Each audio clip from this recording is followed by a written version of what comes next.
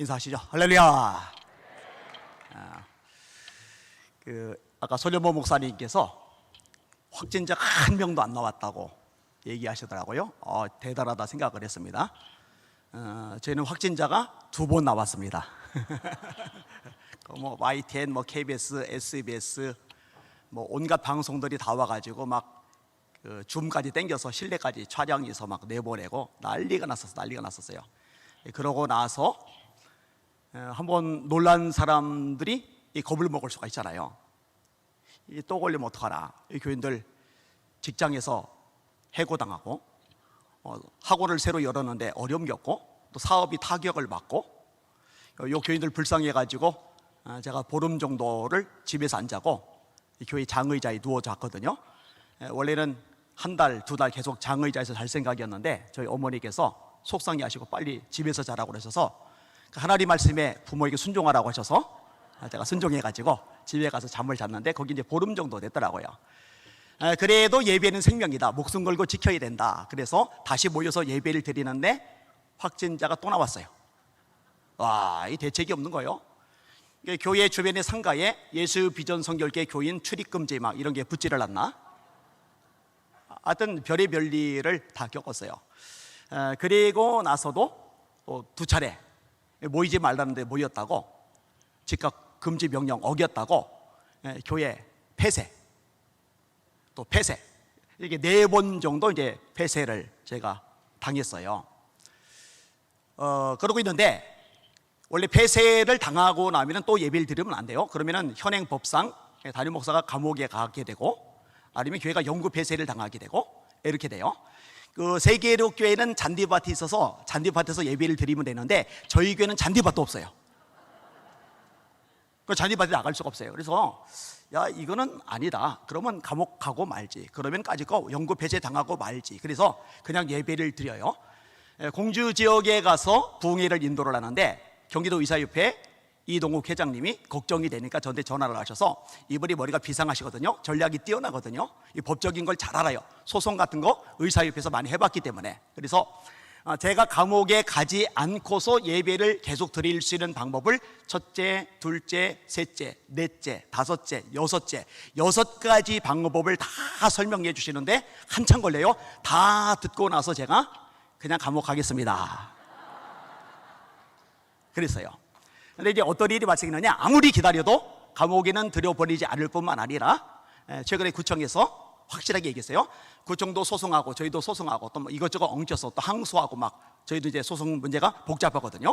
근데 구청에서 최종적으로 어떻게 결론을 내렸느냐, 예수 비전 선교회는 앞으로 터치 안 할 테니까 예배 드리십시오.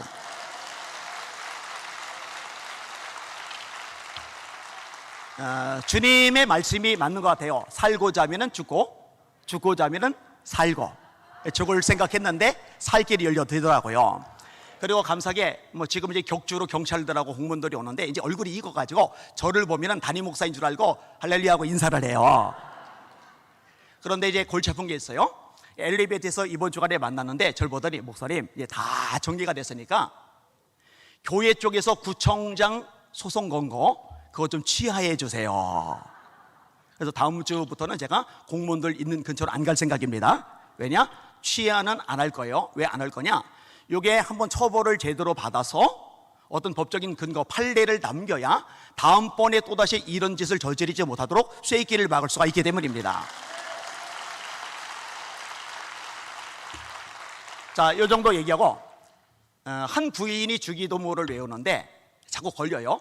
우리가 우리에게 죄 지은 자를 사하여 준 것 같이 우리의 죄를 사하여 주시었고, 그런데 내가 용서하지 못한 한 사람이 자꾸 걸리는 거예요.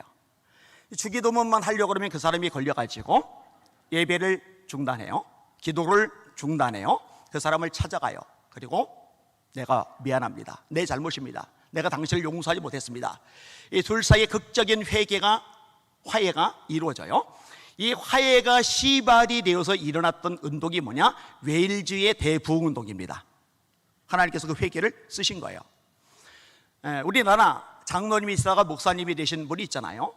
이분이 나는 아간 같은 죄인입니다. 공개적으로 사람들 다 모인 앞에서 나는 아간 같은 죄인입니다.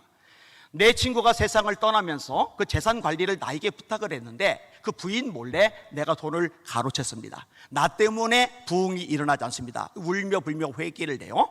이것이 번져나가면서 1907년 대부흥운동이 이 땅에 시작이 되었죠. 목사님이 있어요. 선교사님도 됐어요. 실패를 해요.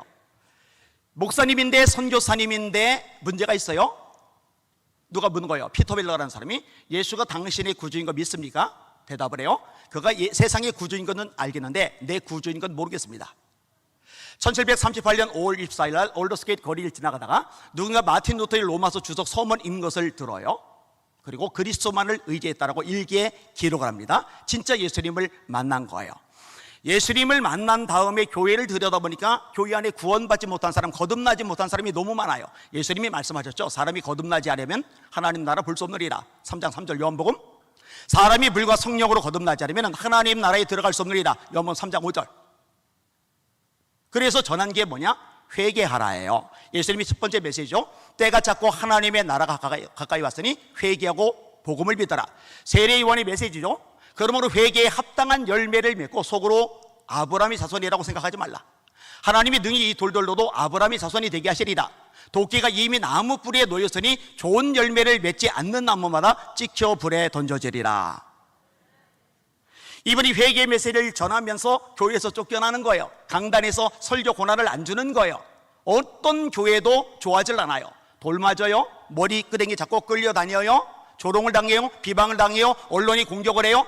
그러면 야외에서 수많은 사람들 모인 곳에서 회개 메시지를 전파하는데 이게 영국의 회개운동, 부흥운동이잖아요. 프랑스가 1789년 피해 대혁명을 거쳐요. 근데 영국은 정말 흉악했었는데 웨슬레이 부흥운동, 회개운동이 지나가고 난 다음에 이 혁명을 안 거쳐요. 그래서 역사가 내키는 이 모든 것이 웨슬레 때문이었다, 이렇게 이야기를 할 정도였습니다. 우리나라 1950년에 김일성이 새벽 4시 40분에 쳐들어왔어요. 쳐들어왔는데 뭘 가지고 쳐들어왔느냐? 북한군 7개 보병사단, 1개 기갑사단, 특수독립연대 총 11만 1천 명, 그 다음에 소련대 T-34 탱크.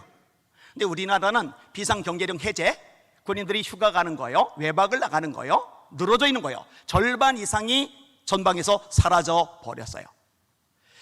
새벽 4시 40분에 침공을 했는데요. 그 당일날 11시 포천이 함락됩니다. 다음날 오후 1시에 의정부가 점령당합니다. 개전 3일 만에 서울이 몽땅 삼켜졌어요. 계속 남아합니다. 그리고 낙동강까지 온 거죠. 부산만 남은 거죠. 이때 초량교회와 부산중앙교회에서 기도 모임이 열립니다. 초량교회는 기도 모임이 회개 운동이고, 그 다음에 이 부산중앙교회 기도 모임은 구국 기도 운동이에요. 그런데 여기에도 성령이 임하면서 양쪽 다 회개 운동으로 바뀌어요. 여러분, 이 정도면 나라 끝난 건데 어떤 기적이 발생을 했느냐? 요 회개 기도, 이 부르짖는 기도가 계속 이어져 나가면서 메가더 장군이 인천 상륙 작전을 제안하죠. 그런데 해군 참모총장이 결사반대, 육군 참모총장이 결사반대. 왜? 이건 전략적으로 불가능해요. 성공 가능성이 없어요. 확률이 5,000분의 1입니다. 1,000번 시도해도 안 돼요. 5,000번 시도해야 겨우 한 번 될까 말까요. 그런데 5,000분의 1의 확률인데 성공을 거둡니다. 순식간에 서울을 수복합니다. 이거 사람이 한 게 아니라 하나님이 하신 겁니다. 뭘 보시고? 회개를 보시고. 주민자치 기본법, 위험한 법이죠. 건강가정기본법 개정안, 남인순 의원 전통적인 개정, 가정개념, 성경이 가정개념 박살내는 거예요. 평등법, 차별금지법 같은 내용이죠. 온갖 악법들이 쏟아져 나오고 교회는 엉망진창이 되고 외교, 안보, 정치, 교육, 문화, 예술 다 박살이 났어요. 손쓸 길이 없어요. 깜깜해요. 길이 안 보여요. 길은 딱 하나, 하나님이 역사하시면 됩니다. 하나님이 도와주시면 됩니다. 하나님이 함께 하시면 됩니다. 언제? 우리가 회개할 때요. 내 이름으로 일컫는 내 백성이 그들의 악한 길에서 떠나 스스로 낮추고 기도하여 내 얼굴을 찾으면 하늘에서 내가 듣고 그들의 죄를 사하고 그들의 땅을 고칠지라. 대한민국 땅 다 망가졌는데 회개하면 악한 길에 떠나 하나님을 찾고 기도하고 부르짖으면 죄를 용서할 뿐만 아니라 대한민국 땅 고쳐주실 줄 믿습니다. 그 능력의 하나님께 감사와 찬양 영광의 예배서 올려드립니다. 할렐루야.